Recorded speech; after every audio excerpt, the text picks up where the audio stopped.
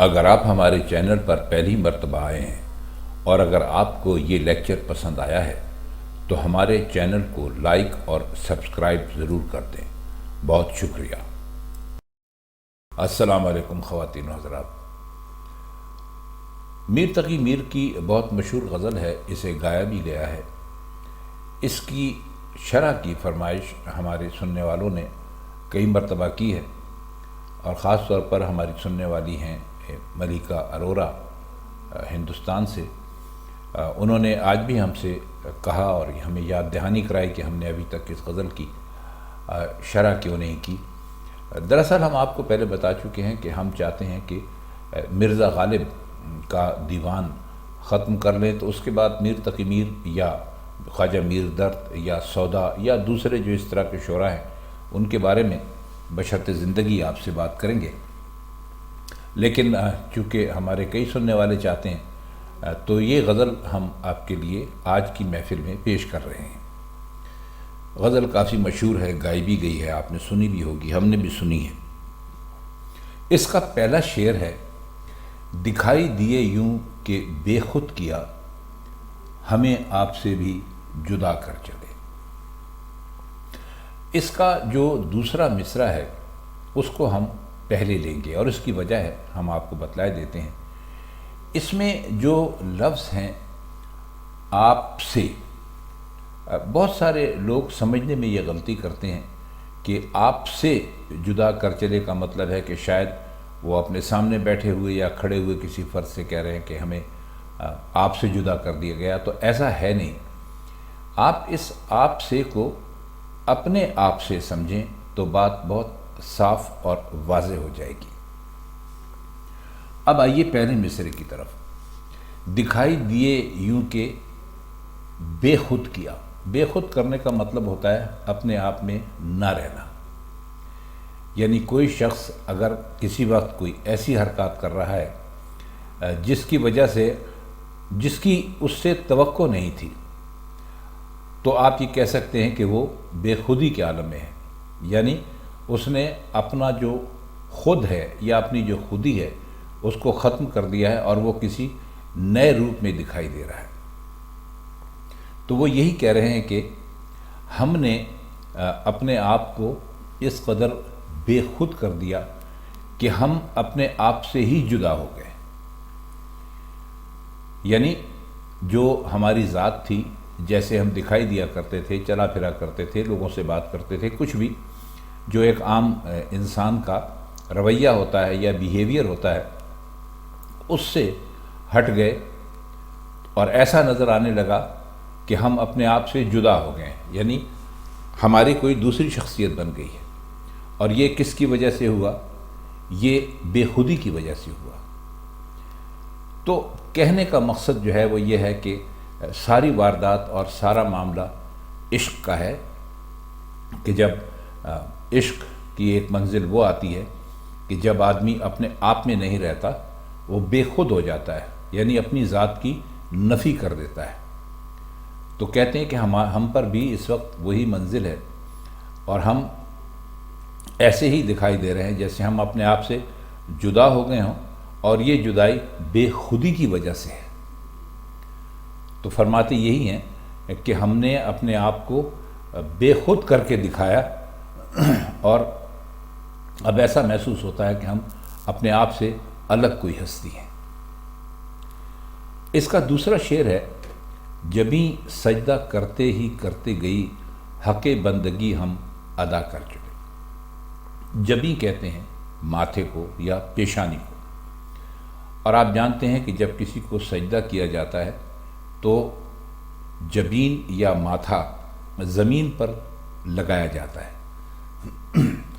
کرتے ہی کرتے گئی کا مطلب یہ ہے کہ ختم ہو گئی، یعنی ہماری جبین سے ہم نے اتنے سجدے کیے کہ اب ہماری جبین باقی رہ ہی نہیں گئی۔ اور حق بندگی ہم ادا کر چلے۔ حق بندی کا مطلب یہ ہے، حق بندگی کا مطلب یہ ہے عبادت کا حق، اور ادا کرنے کا مطلب آپ بہت اچھی طرح جانتے ہیں، پورا کرنا۔ تو فرماتے یہ ہیں کہ ہم نے سجدے اتنے زیادہ کیے کہ سجدہ کرنے کی سب سے ضروری چیز یعنی جبین یا ماتھا یا پیشانی وہ پہلے تو سجدہ کرتے کرتے گھسی اور پھر گھستے گھستے بالکل ہی ختم ہو گئی، تو ہم یہ سمجھتے ہیں کہ ہم نے عبادت کرنے کا یا سجدہ کرنے کا حق ادا کر دیا ہے۔ پرستش کی عادت کہ اے بت تجھے نظر میں سبھوں کی خدا کر چلے۔ پرستش کہتے ہیں عبادت کرنے کو، اور بت آپ جانتے ہیں کہ ہم کئی مرتبہ پہلے بھی بیان کر چکے ہیں کہ اکثر شعراء حضرات اپنے محبوب کو یا اپنے معشوق کو بت کہا کرتے ہیں۔ بت بھی کہتے ہیں، صنم بھی کہتے ہیں، صنم اور بت ایک ہی معنی ہیں۔ تو نظر میں سبھوں کی خدا کر چلے، اب یہ جو مصرع ہے یہ کافی گہرا ہے۔ فرماتے یہ ہیں کہ ہم نے اپنے محبوب کی اتنی زیادہ پرستش کی، اتنی زیادہ عبادت کی کہ دنیا کے لوگ یہ سمجھنے لگے کہ شاید خدا یہی ہے جو سبھوں ہے۔ یہ دنیا کے لیے آپ اس کو سمجھ لیجئے، سب سے ہے، انہوں نے لیا ہے اس کو سبھوں۔ اب یہ سبھوں کم استعمال ہوتا ہے، لیکن چونکہ میر نے استعمال کیا ہے لہذا اس کا مطلب ہے کہ یہ درست ہی ہوگا۔ تو فرماتے یہ ہیں کہ ہمیں تیری پرستش کرنے کی اتنی عادت ہو گئی تھی کہ جب بھی کوئی آتا تھا تو دیکھتا تھا کہ ہم تجھے سجدہ کر رہے ہیں، تجھے پوج رہے ہیں، تو دنیا یہ سمجھی کہ شاید ان کا جو بت ہے یعنی ان کا جو محبوب ہے خدا یہی ہے، اور اس لیے نظر میں سبوں کی خدا کر چلے، یعنی ہم نے اپنی عبادت کی یہ زیادتی اتنی زیادہ کی، تجھے اتنا زیادہ پوجا، تجھے اتنا زیادہ چاہا کہ تو خدا کی طرح جانا گیا۔ لیکن یہ ذہن میں رکھیے گا کہ میر تقی میر جو تھے وہ مسلمان تھے اور بت پرستی نہیں کرتے تھے۔ ظاہر ہے کہ ان کا فیتھ یا ان کا جو عقیدہ تھا وہ اس کی اجازت نہیں دیتا تھا۔ شعر میں وہ صرف یہ بتلانے کی کوشش کر رہے ہیں کہ بعض لوگ اپنے محبوب کو اتنا زیادہ چاہتے ہیں کہ وہ پوجنے کی حد تک بات چلی جاتی ہے، اور لوگ یہ سمجھنے لگتے ہیں کہ شاید یہ خدا کو، اس کو خدا سمجھ رہے ہیں۔ نظر میں سبھوں کی خدا کر چلے کا مطلب یہ نہیں ہے کہ لوگ بھی ان کے بعد یا شاعر کے بعد یا اس عاشق کے بعد وہ بھی ان کی پوجا شروع کر دیں گے، لیکن لوگوں کی نظروں میں انہوں نے لوگوں کے سامنے اپنے محبوب کی اتنی زیادہ پرستش کی، یعنی اس کو اتنا چاہا، اتنی عبادت کی کہ جو حق اس کا نہیں تھا، کیونکہ محبوب بہرحال ایک انسان تھا، بہت زیادہ چاہنے کا اور عبادت کرنے کا اور پرستش کرنے کا حق تو ظاہر ہے کہ خدا کا ہے یا اللہ کا ہے۔ لیکن اگر کوئی کسی انسان کو اتنا زیادہ چاہنے لگے کہ دوسروں کو یہ شبہ ہو جائے کہ بھئی یہ اسے خدا سے بڑھ کر چاہتا ہے، تو لوگ یہی کہیں گے کہ بھئی ہماری نظروں میں تو فلاں کا جو محبوب ہے یا فلاں کا جو معشوق ہے وہ خدا کی طرح ہے۔ خدا ہے نہیں، خدا کی طرح ہے۔ تو کہتے ہیں کہ یہ جو ہماری پرستش تھی اپنے محبوب کی اور اپنے محبوب کے لیے جو ہماری چاہت تھی، اس کا درجہ اتنا زیادہ بلند ہو گیا کہ لوگ یہ سمجھنے لگے کہ شاید ہم خدا کی بجائے اپنے محبوب کو ماننے لگے۔ اگلا شعر ہے، نہ دیکھا غم دوستاں شکر ہے، ہمیں داغ اپنا دکھا کر چلے۔ غم دوستاں کا مطلب ہے دوستوں کا غم، اور شکر ہے آپ جانتے ہیں، ہمیں داغ اپنا دکھا کر چلے۔ اب آئیے داغ کا مطلب سمجھ لیں۔ داغ کا ویسے تو مطلب ہوتا ہے دھبا یا سٹین یا کوئی چیز جو کسی کے اوپر کسی ایسے رنگ پر جم جائے جو اس کا نہ ہو اور علیحدہ سے دکھائی دے تو اس کو ہم داغ کہتے ہیں۔ تو شعر جو ہے وہ شکریہ ہے ایک طرح کا، یعنی شکر کے انداز میں کہا گیا ہے۔ فرماتے یہ ہیں کہ ہمارے جو زندگی تھی جب تک ہم جیتے رہے تو ہمیں خدا کا بہت شکر ادا کرنا چاہیے کہ ہم نے اپنے دوستوں کا غم نہیں دیکھا۔ دوستوں کا غم دیکھنے سے مطلب یہ ہے کہ ہمارے سامنے ہمارا کوئی دوست اس دنیا سے گیا نہیں اور ہم ہی داغ اپنا دکھا کر چلے۔ اب کئی لوگ کہتے ہیں کہ فلاں دنیا سے چلا گیا، اپنے غم کا داغ دے گیا، تو اسی محاورے کو میر تقی میر نے اپنے شعر میں استعمال کیا ہے کہ کہتے یہ ہیں کہ بھائی یہ بہت اچھا ہوا کہ ہم جب تک دنیا میں رہے ہمارا کوئی دوست اس دنیا سے گیا نہیں، اس پر ہم خدا کا شکر ادا کرتے ہیں، اور ہم اپنا داغ دکھا کر جانے والے پہلے آدمی تھے۔ مطلب کہ جو غم ہم نے نہیں دیکھا، جو داغ ہمارے دل پر کسی کی جدائی کا نہیں پڑا، وہ داغ ہم اپنے دوستوں کو دکھا کر جا رہے ہیں، یعنی ہم اپنے دوستوں سے پہلے رخصت ہو رہے ہیں۔ ہمارا کوئی دوست ہم سے پہلے نہیں گیا، اس پر ہم خدا کا شکر ادا کرتے ہیں، لیکن ہم اب چونکہ دنیا سے جا رہے ہیں تو ہمارے دوستوں کو ہمارے غم کا داغ دیکھنا پڑے گا۔ آخری شعر ہے، بہت آرزو تھی گلی کی تیری، سو یہاں سے لہو میں نہا کر چلے۔ گلی، کوچہ، یہ شعراء اپنے شعروں میں اکثر و بیشتر استعمال کرتے ہیں۔ اس سے مراد عموماً وہ جگہ ہوتی ہے جہاں پر کہ ان کا محبوب رہتا ہے۔ آرزو ارمان کو کہتے ہیں۔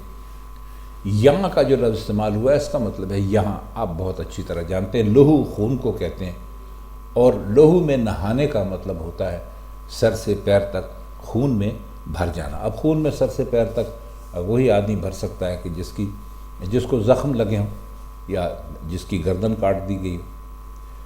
شعر ایک طرح سے طنزیہ بھی ہے۔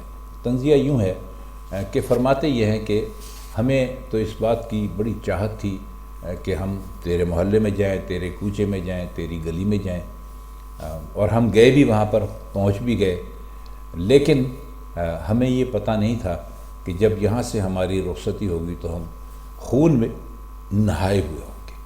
اب خون میں نہائے ہوئے ہونے کا مطلب بہت صاف ہے کہ انکار ہو گیا، یعنی گئے تھے محبوب کی گلی میں، بڑی آرزو، بڑے شوق، بڑی تمنا، بڑے حسرت، بڑے ارمان کے ساتھ گئے تھے، لیکن محبوب نے صاف انکار کر دیا۔ اب شعراء جو قتل کی بات کرتے ہیں یا لہو میں نہانے کی بات کرتے ہیں یا زخموں سے چور چور ہونے کی بات کرتے ہیں، تو یہ سارے استعارے ہیں، یعنی یہ سارے اشارے ہیں ایک طرح سے۔ کوئی بھی اپنے محبوب کو اس طرح قتل نہیں کرتا، نہ وہ تلوار لے کے کھڑا ہوتا ہے، نہ اس کے ہاتھ میں خنجر ہوتا ہے۔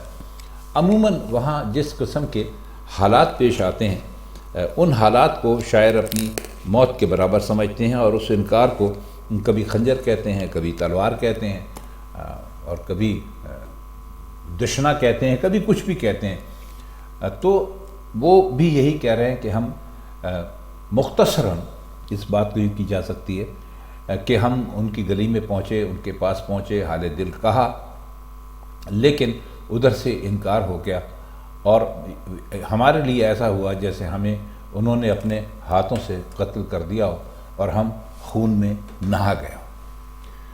خواتین حضرات، یہ اس غزل کی مختصر سی تشریح تھی، کیونکہ اگر اس کی ہم طویل تشریح کرنے کے لیے بیٹھیں تو یہ بہت زیادہ وقت مانگتی ہے، اور اتنا وقت نہ ہمارے سننے والوں کے پاس ہوتا ہے جو لوگ یہ ویڈیوز دیکھتے ہیں، اور نہ ہمارے پاس اتنا ہوتا ہے۔ چونکہ ہم سے کسی نے کہا تھا تو اس لیے ہم نے ان کی فرمائش پوری کرتے ہوئے اس غزل کی مختصر سی شرح کرنے کی کوشش کی ہے۔ اس کی مزید تفصیل سے شرح ہم بعد میں کبھی کریں گے۔ ویسے ہمارے کئی دوستوں نے ہمیں لکھا ہے، بلکہ کل ہی کمنٹس میں ایک صاحب نے لکھا کہ ہم جو شرح کرتے ہیں وہ اس سے بہت زیادہ مطمئن نہیں ہے، وہ کہتے ہیں کہ آپ مشکل الفاظ کی معنی بتا دیتے ہیں اور شعر کا مطلب بتا دیتے ہیں، جبکہ آپ کو اس کا جو سینٹرل پوائنٹ ہوتا ہے اس پر بات کرنی چاہیے۔ تو میرے عزیز، ہم آپ سے صرف اتنا عرض کر دیں کہ غالب کے لیے یا میر کے لیے جو ہم یہاں پر بات کرتے ہیں، یہ ان لوگوں کے لیے ہے جو غالب اور میر کے کلام کو پڑھتے تو تھے لیکن وہ ان کی سمجھ میں نہیں آتا تھا۔ چنانچہ ہم نے یہ چینل کھولا اور اس پر ہم نے یہ کوشش کی کہ ہم آسان ترین لفظوں میں ان دونوں شعراء کو ان دونوں شعراء کے شعر کا مطلب بتائیں۔ اب اس کی تفصیل اور اس کے اندر چھپے ہوئے فلسفے، وہ تو پھر ایک شعر کو کم از کم آدھا پونا گھنٹہ یا بعض اوقات 1 گھنٹہ بھی چاہیے۔ تو اگر ہم بالکل شروع سے غالب اور میر پڑھنے والوں پر اتنا بوجھ ڈال دیں گے تو میرا خیال ہے کہ وہ ہماری ویڈیوز ہی دیکھنا چھوڑ دیں گے اور ہمارا جو مقصد ہے وہ پورا نہیں ہو سکے گا۔ تو آج کے لیے بس اتنا ہی۔ آپ سے انشاءاللہ کسی اور محفل میں غالب کی جو ہم غزل آج کل پڑھ رہے ہیں اس کے بقیہ شعروں کے ساتھ پھر ملاقات ہوگی۔ تب تک کے لیے ہم چاہتے ہیں آپ سے اجازت۔ خدا حافظ۔